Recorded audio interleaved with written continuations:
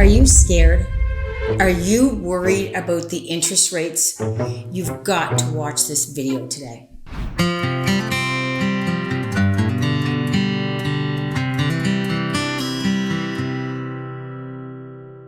Hey Halifax, Brenda Kay here with the Halifax Home Selling Group and the sweet Miss Frankie who's with me every day. So the two biggest topics right now in real estate are the interest rates and is the market going to crash? So let's tackle the interest rates today, okay? So I've got 3 tips to help you navigate through this. Now, tip number 1 is find the missing money. And you're looking at me like, what? What are you talking about? So 5 years ago, when you were approved for your mortgage, say your mortgage is 3.29%, you actually qualified on 5.29%, because remember we did a video on the different what goes on with the interest rates and qualification, and whatever the prime is, it's 200 points above that or 5.25, whichever is higher. So let's take a mortgage that's $350,000 and it was a 5-year closed fixed, 25 years amortization. Amortization, isn't that terrible? I can't even say the word, and I'm talking about it. So you had qualified on 5.29. So qualification, the payment would have been $2,093. So the bank said to you, yes, Mr. and Mrs. Smith, you can afford, based on what you earn, you can afford to pay $2,093 a month. But wait, bonus.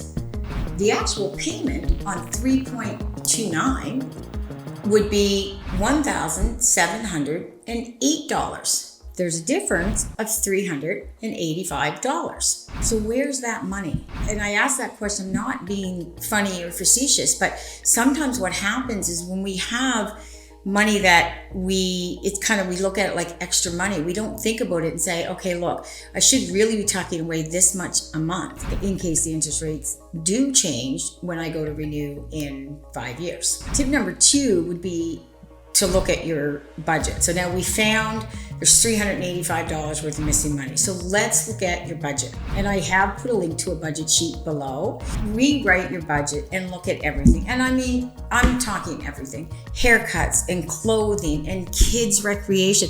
I mean, I remember when mine were babies and toddlers, they didn't cost anything. But man, I'll tell you, when they hit the age of sports and then the teenagers and the clothes, and it just, you know what I mean? And then, a toddler to a teenager, the appetite changes. Redo your budget. Maybe you've been in your house for 5 years, and I bet you haven't rewritten your budget since you've been in the house. So you look at the budget and you say, I gotta find $385 a month, because that's what if we're gonna go up over 5, we are now, everybody's gonna get there, right? So like I said, just look at everything. And one of the tips that I was given years ago, I don't always follow it, but it was a very good tip, was to give yourself, say, an allowance for coffee money and say, look, you get $25 a week or $50 a week, whatever you want for your coffee allowance, right? Leave your debit card home, because the worst thing to have is the debit card. And debit cards, I'm telling you, they're deadly, because you're putting it in a lot of times, you go, oh, I hope that goes through. It's too easy to go into overdraft when you're doing that. And you go out and you buy $5 and $6 coffees, buy 10 of them a week, and it really does. It doesn't take long to add up. So just before I go into tip number 3, I do want to take a minute to say thank you so much for watching my videos. And if you find value in them, please hit subscribe and like, and you'll get a new one every week in your inbox. So now, big one. Number 3, consider going to a home line credit. So instead of conventional mortgage, you can do 2 things. You can break it up, part conventional, part line of credit. But what a lot of people are doing, they are, especially like people like myself, probably only got 5 or 6 or 8 years left in your house. So get a line of credit. And that way, if you find that it's really tight, you have the line of credit that you pay interest only on, okay? So for an example, if a mortgage at say 360 at a conventional mortgage right now, the payment was $2,000. If I was to change over to Manual One or one of the other ones with the banks, we'd be about $1,300. It would drop the payment by about $700. Now, okay, there are pitfalls to this, all right? And one of the pitfalls is you're only paying interest. So you are not paying anything down on your balance. You really should try and set that up that you do it. So paying the interest only, that's kind of like when I need it, or till I get, the budget figured out, this is what I'll do. So the other pitfall of this is, say you've got a mortgage of $360 and your house, the appraisal comes in at $850. You're gonna get a line of credit for 80% of it with one company, 65% of it maybe with another.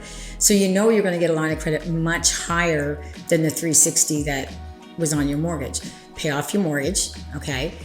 Leave the line of credit alone. Don't dip into it. The money, like I said, the money is sitting there. Don't even think about it. That line of credit, just leave it, pay what you can on it, and that will help you in the short term. But like I said, the ultimate goal is to pay down the principal on your mortgage, okay? So now, here's the difference. You were at 3.29, $350,000 mortgage. You're going into the bank now, we're at 5.19. Payment on that, $2,073. Qualified, remember, at 5.29, $2,093.